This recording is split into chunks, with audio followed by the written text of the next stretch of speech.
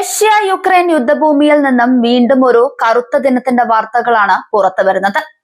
യുക്രൈന്റെ വിവിധ നഗരങ്ങളെ ലക്ഷ്യമിട്ട് റഷ്യൻ സൈന്യം നടത്തിയ അതിശക്തവും വിനാശകരവുമായ വ്യോമാക്രമണ പരമ്പരകൾ യുക്രൈനെ വീണ്ടും ചോരക്കളമാക്കി മാറ്റിയിരിക്കുകയാണ്. ഇത്തവണ തെക്കുകിഴക്കൻ നഗരമായ സപ്പോറിഷ്യയെ മുൻനിർത്തി റഷ്യ നടത്തിയ ബോംബാക്രമണങ്ങൾ വലിയ തോതിലുള്ള നാശനഷ്ടങ്ങൾക്കും ജീവഹാനിക്കുമാണ് കാരണമായിരിക്കുന്നത്.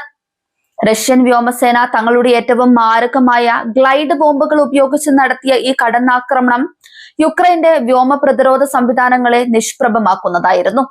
യുക്രൈൻ ഔദ്യോഗിക വൃത്തങ്ങൾ പുറത്തുവിട്ട വിവരങ്ങൾ പ്രകാരം സപ്പോറിഷ്യ നഗരത്തിൽ മാത്രം റഷ്യൻ ആക്രമണത്തിൽ 2 സാധാരണക്കാർ കൊല്ലപ്പെടുകയും കുട്ടികൾ ഉൾപ്പെടെ 15ലധികം ആളുകൾക്ക് ഗുരുതരമായി പരിക്കേൽക്കുകയും ചെയ്തിട്ടുണ്ട്.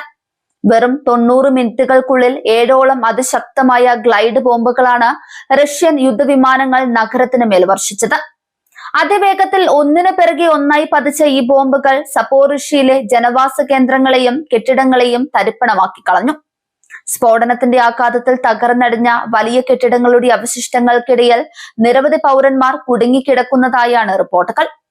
ആക്രമണം നടന്നയുടൻ തന്നെ യുക്രൈന്റെ എമർജൻസി റെസ്ക്യൂ ടീമുകളും ദുരന്ത നിവാരണ സേനയും സംഭവ സ്ഥലത്തേക്ക് കുതിച്ചെത്തിയിട്ടുണ്ട്. തകർന്ന കോൺക്രീറ്റ് പാളികൾക്കിടയിൽ നിന്നും ജീവനോടെ ആളുകളെ പുറത്തെടുക്കാനുള്ള അതീവ സങ്കീർണമായ രക്ഷാപ്രവർത്തനമാണ് ഇപ്പോൾ യുദ്ധകാലാടിസ്ഥാനത്തിൽ അവിടെ പുരോഗമിക്കുന്നത്. പ്രദേശത്താകെ മരണഭയവും നിലവിളികളും ഉയർന്നു കേൾക്കുന്ന അതീവ ഹൃദയഭേദകമായ അന്തരീക്ഷമാണ് നിലവിലുള്ളത്. അതേസമയം സപ്പോറിഷ്യയിലെയും മറ്റു പ്രവിശ്യകളിലെയും ആക്രമണങ്ങളുടെ ഉത്തരവാദിത്തം ഏറ്റെടുത്തുകൊണ്ട് റഷ്യൻ പ്രതിരോധ മന്ത്രാലയം ഔദ്യോഗിക പ്രസ്താവന ഇറക്കിയിട്ടുണ്ട്. തങ്ങളുടെ അത്യാധുനിക സുഖോയ് 34 ഫൈറ്റർ ബോംബർ വിമാനങ്ങളാണ് ഈ ദൗത്യം വിജയകരമായി പൂർത്തിയാക്കിയതെന്ന് മോസ്കോ അവകാശപ്പെടുന്നു.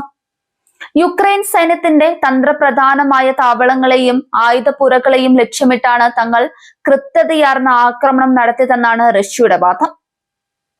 ഈ വ്യോമാക്രമണത്തിൽ റഷ്യ തങ്ങളുടെ പക്കലുള്ള ഏറ്റവും ഭീകരമായ രാക്ഷസ ബോംബുകൾ എന്ന് വിശേഷിപ്പിക്കപ്പെടുന്ന FAB-3000 ഗ്ലൈഡ് ബോംബുകൾ ഉപയോഗിച്ചതായി സ്ഥിരീകരിച്ചിട്ടുണ്ട്. 3000 കിലോഗ്രാം ഭാരമുള്ള ഈ ഭീമൻ ബോംബുകൾ വീഴുന്നിടത്ത് വലിയൊരു പ്രദേശം തന്നെ ഒന്നാകെ ഇല്ലാതാക്കാനുള്ള പ്രഹരശേഷിയുണ്ട്. ഇതിനു പുറമെ FAB-500, OFAB-215-217 എന്നീ ഗ്ലൈഡഡ് ബോംബുകളും യുക്രൈന്റെ മണ്ണിൽ റഷ്യൻ വ്യോമസേന വൻതോതിൽ വർഷിച്ചിട്ടുണ്ട്. സപ്പോറിഷ്യയിൽ മാത്രമല്ല, യുക്രൈന്റെ വടക്കൻ അതിർത്തി നഗരങ്ങളായ സുമി, ഖാർക്കീവ് എന്നീ പ്രവിശ്യകളിലും റഷ്യ ഈ വിനാശകരമായ ബോംബുകൾ ഉപയോഗിച്ച് കനത്ത ആക്രമണമാണ് അഴിച്ചുവിട്ടിരിക്കുന്നത്.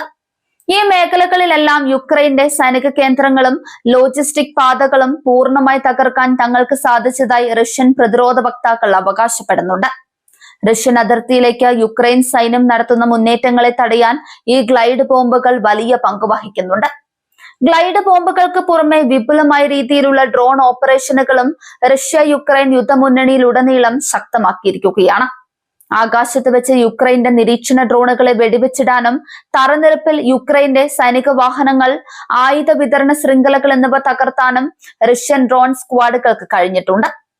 ഒന്നിലധികം യുദ്ധമുന്നണികളിൽ ഒരേ സമയം ഡ്രോൺ ആക്രമണം നടത്തി യുക്രൈൻ സൈന്യത്തെ ആശയക്കുഴപ്പത്തിലാക്കുക എന്ന തന്ത്രമാണ് മോസ്കോ ഇപ്പോൾ പയറ്റുന്നത്.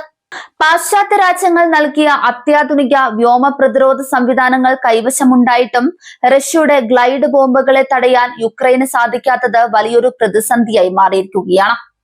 സാധാരണ മിസൈലുകളെ പോലെയല്ല ഗ്ലൈഡ് ബോംബുകൾ പ്രവർത്തിക്കുന്നത്. റഷ്യൻ അതിർത്തിക്കുള്ളിൽ നിന്നുകൊണ്ട് തന്നെ യുദ്ധവിമാനങ്ങൾക്ക് ഈ ബോംബുകൾ ലക്ഷ്യസ്ഥാനത്തേക്ക് തൊടുത്തുവിടാൻ സാധിക്കും. റഷ്യൻ വിമാനങ്ങൾ തങ്ങളുടെ പരിധിയിൽ വരാത്തതിനാൽ യുക്രൈൻ അവയെ വെടിവെച്ചിടാനും കഴിയുന്നില്ല.